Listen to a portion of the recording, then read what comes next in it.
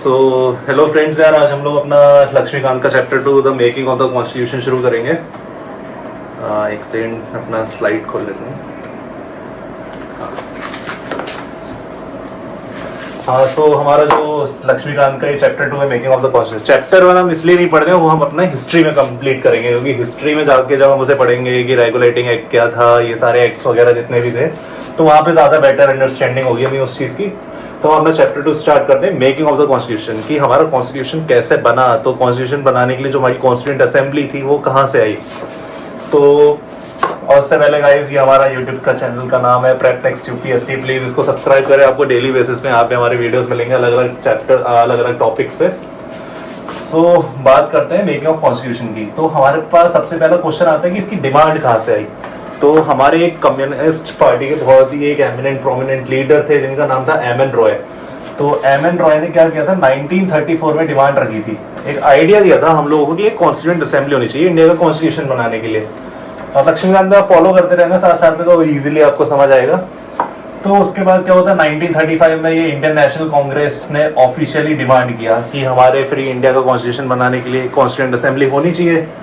फिर 1938 में जवाहरलाल नेहरू ने पब्लिकली आके ये डिक्लेयर किया कि इंडिया का कॉन्स्टिट्यूशन हम लोग खुद बनाएंगे, फ्री इंडिया का कॉन्स्टिट्यूशन बनाएंगे विदाउट आउटसाइड इंटरफेरेंस, कि बाहर की बिना कोई हेल्प लिए हम अपना इंडिया का कॉन्स्टिट्यूशन खुद बनाएंगे।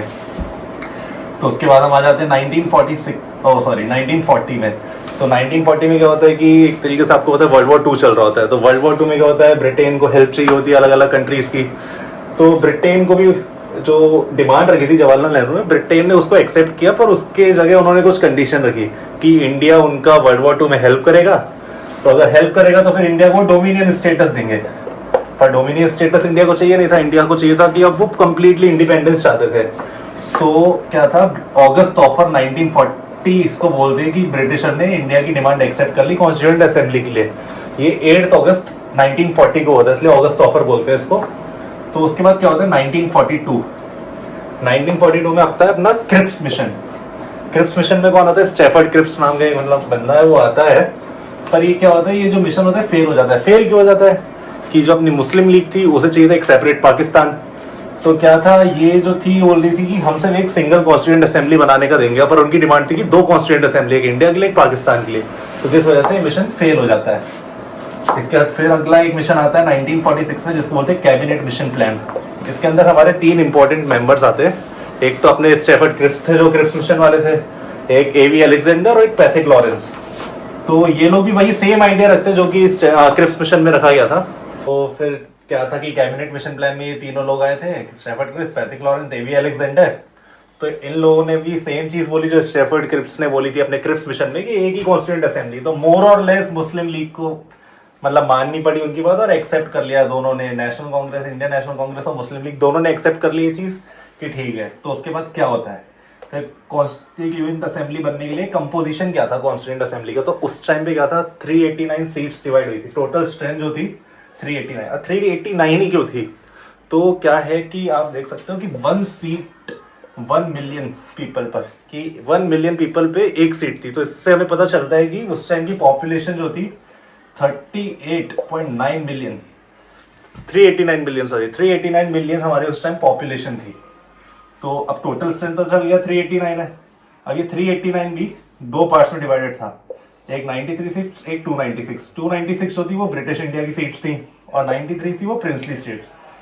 प्रिंसली स्टेट्स वो हो गए कि जहाँ पे अपना इंडिया का ही कोई रूलर जो किंग के लाइक किंग फेस में रूल कर रहा था, वहां पे मतलब एक तरीके से डमी बैठा हुआ था, पर उसको चला ब्रिटिशर ही रहते एक तरीके से। तो 93 सीट्स प्रिंसली स्टेट और 296, भाई 296 में 2 में डिवाइड थी। एक थी 11 जो हमारी गवर्नर प्रोविंस थी और जो 4 थी चीफ कमिश्नर प्रोविंस। तो यहाँ पे वो 4 सीट्स इसमें और 292 इसमें।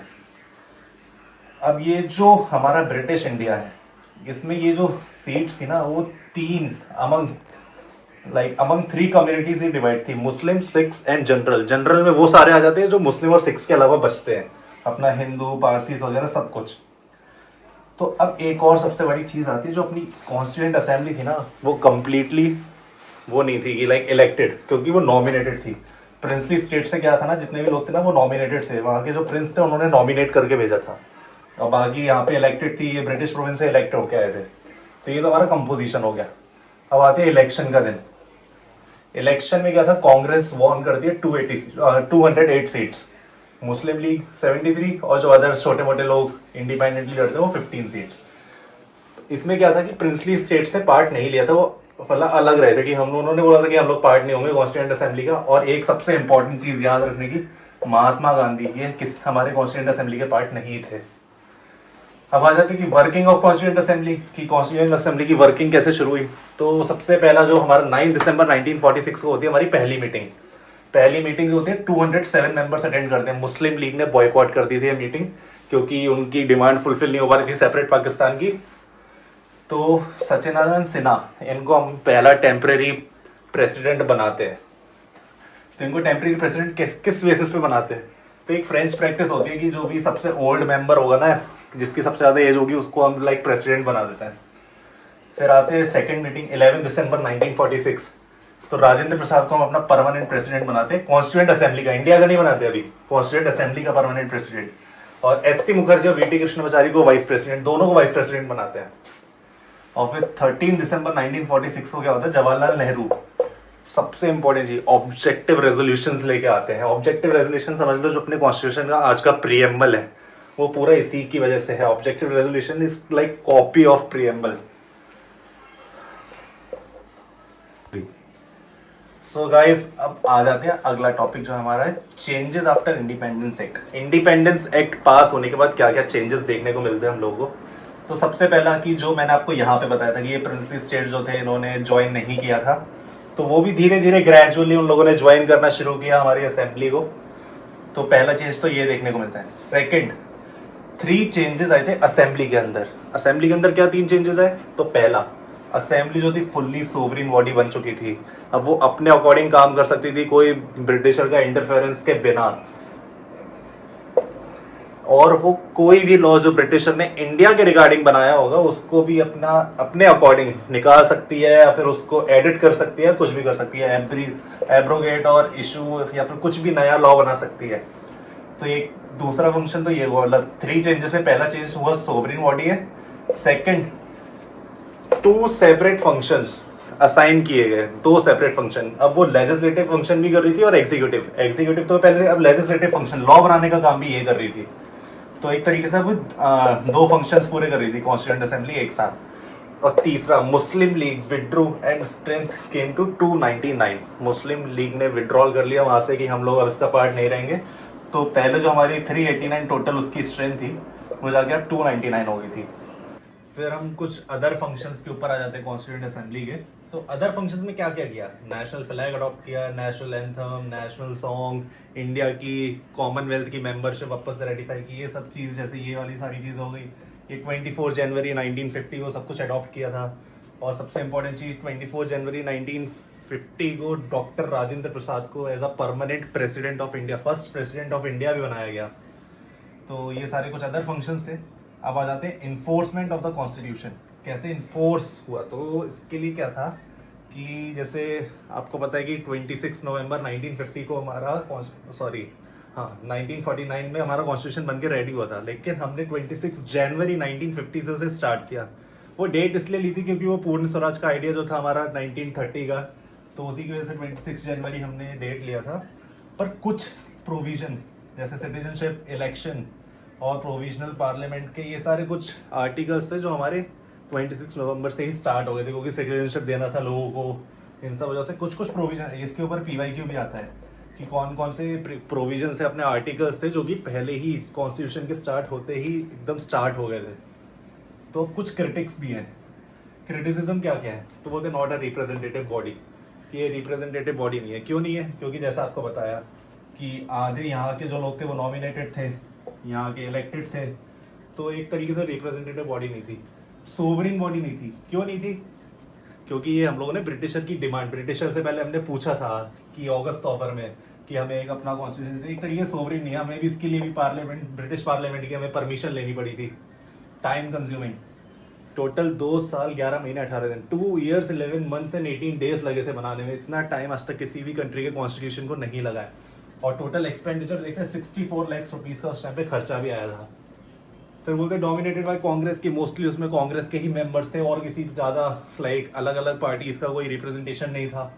बोलते लॉयर्स पॉलिटिशियन डोमिनेशन, कि ज़्यादा लॉयर्स और पॉलिटिशियंस थे। और ये कैसे पता चलता है लॉयर्स, क्योंकि कॉन्स्टिट्यूशन की इंडिया की जो आप लैंग्वेज देखेंगे ना, इतनी ज़्यादा मतलब लाइक इजीली अंडरस्टैंडेबल नहीं है कि कोई आम आदमी अगर उसे पढ़ेगा तो उसे समझ आए। ज़्यादातर वो लॉयर्स की ही डेफिनेशन या उनकी लैंग्वेज में लिखा हुआ है।